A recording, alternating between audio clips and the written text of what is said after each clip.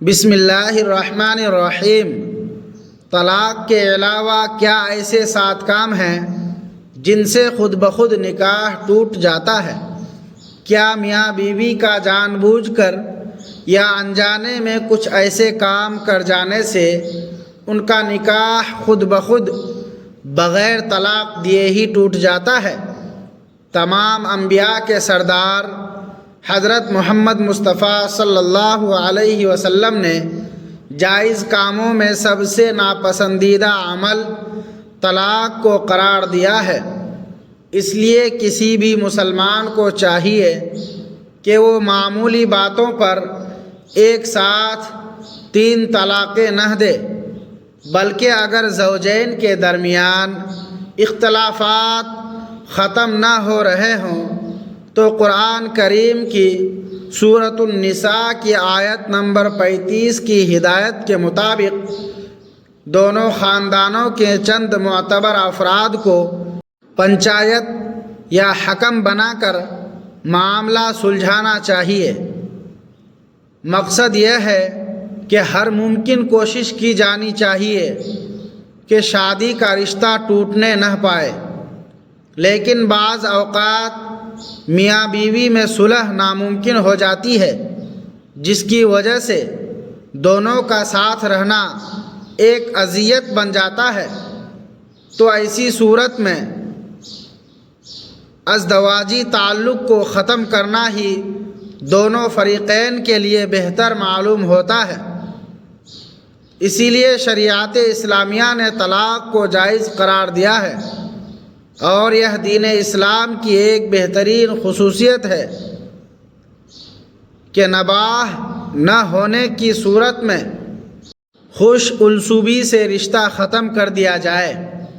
طلاق دراصل نکاح کے معاہدے کو ختم کرنے کا نام ہے، جس کے لیے سب سے بہتر طریقہ یہ ہے کہ 2 اہم شرائط کے ساتھ صرف ایک طلاق دی جائے۔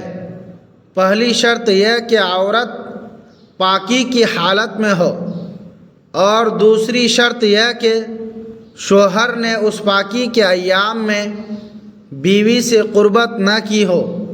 صرف ایک طلاق دینے کی صورت میں عدت کے دوران رجوع کا اختیار باقی رہتا ہے، یعنی میاں بیوی والے تعلقات دوبارہ نکاح کے بغیر بحال ہو سکتے ہیں، اور اگر عدت مکمل ہو جائے تب بھی اگر دونوں دوبارہ ساتھ رہنا چاہیں تو نئے نکاح کے ساتھ رہ سکتے ہیں۔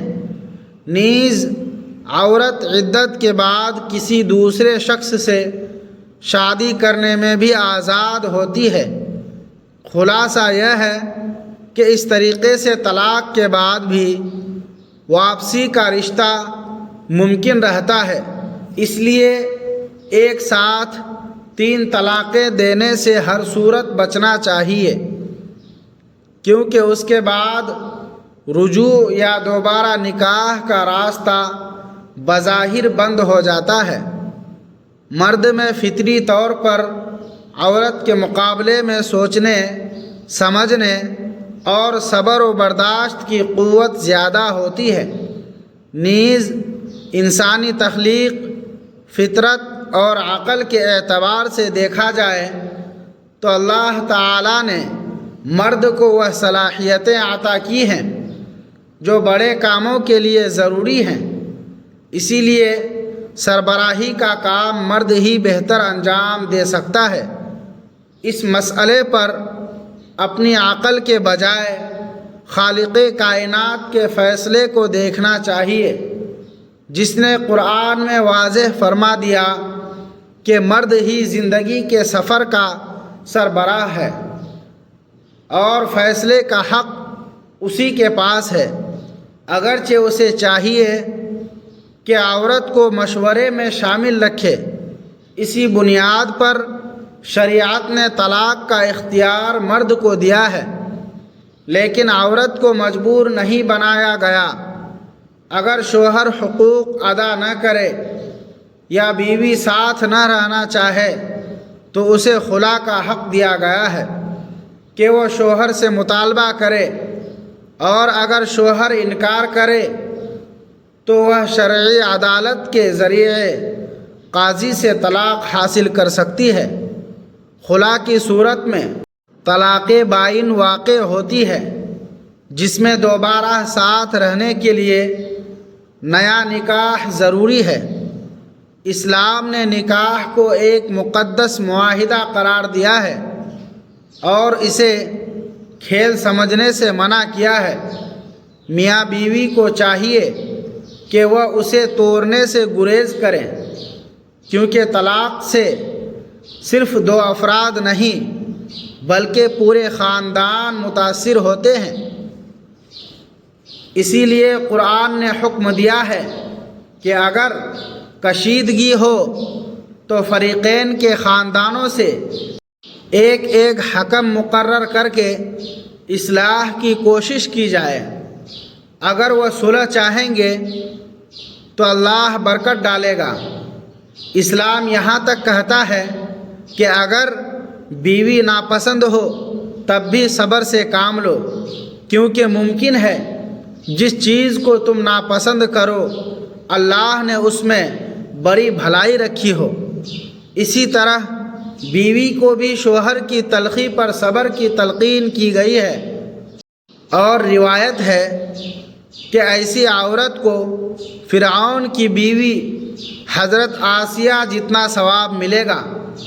تاہم اسلام ایک متوازن دین ہے۔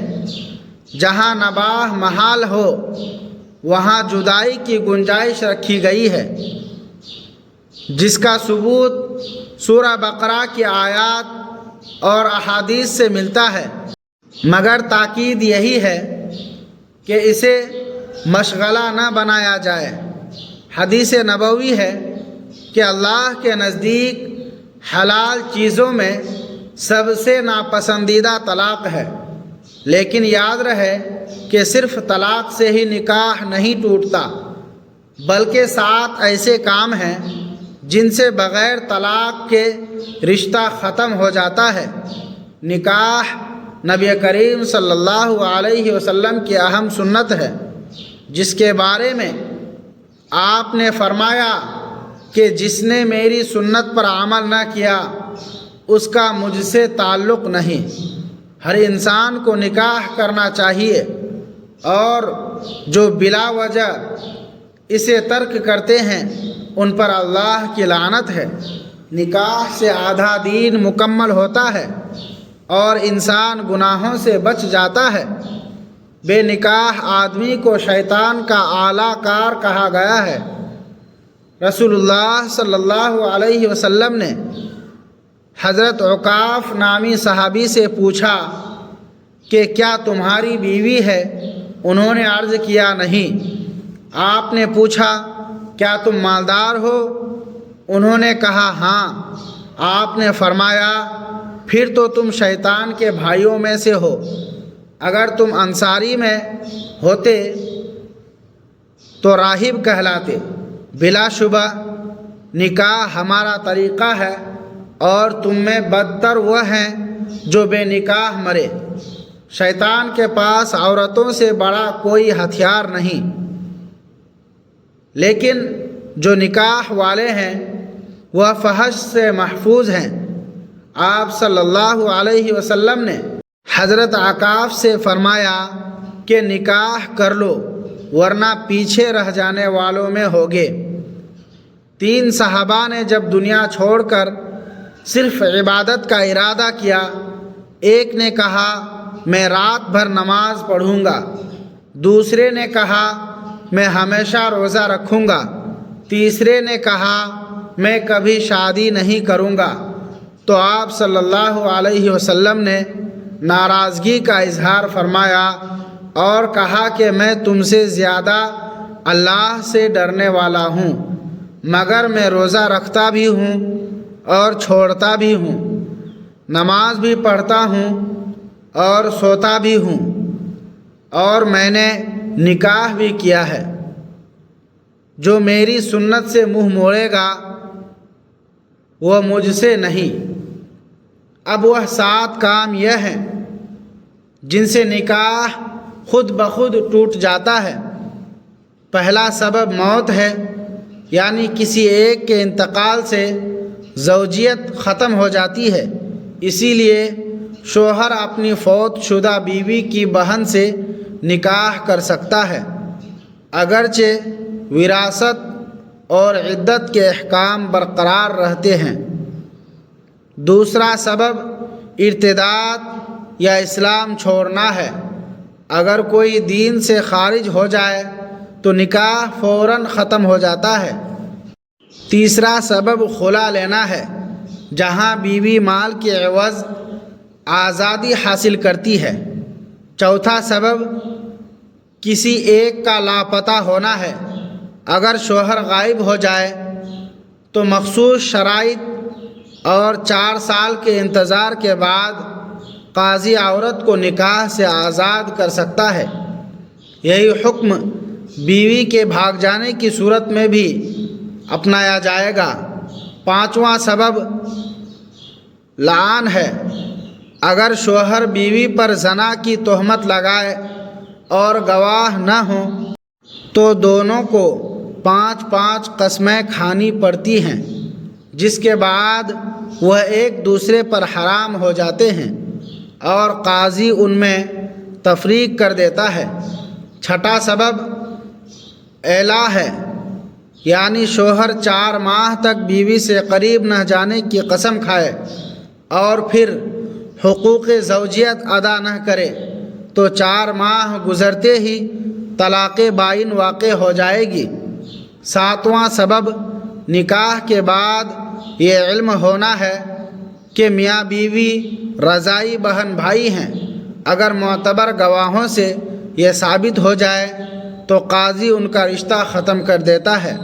خلاصہ یہ کہ اسلام میں نکاح ختم ہونے کے کئی اسباب ہیں، خواہ وہ طلاق ہو، خلا ہو یا قاضی کے ذریعے فسخ نکاح ہو۔ اللہ تعالی ہمیں برائیوں سے بچائے اور دین کی مکمل سمجھ عطا فرمائے، آمین۔ ناظرین، اگر آپ کو ہماری یہ معلوماتی ویڈیو پسند آئی ہے تو اسے لائک ضرور کریں اور اپنے دوستوں اور رشتہ داروں کے ساتھ صدقہ جاریہ کی نیت سے شیئر کریں تاکہ یہ اہم معلومات دوسروں تک بھی پہنچ سکیں۔ کمنٹ باکس میں اپنی قیمتی رائے کا اظہار کریں اور اللہ تعالیٰ کے 99 ناموں میں سے ایک نام ضرور ٹائپ کریں۔ اگر آپ ہمارے چینل پر نئے ہیں اور ایسی ہی مزید اسلامی اور معلوماتی ویڈیوز دیکھنا چاہتے ہیں تو ہمارے چینل کو ابھی سبسکرائب کریں اور بیل آئیکن کو بھی دبا دیں تاکہ ہماری ہر نئی آنے والی ویڈیو کا نوٹیفیکیشن آپ کو بروقت مل سکے۔ شکریہ، جزاک اللہ۔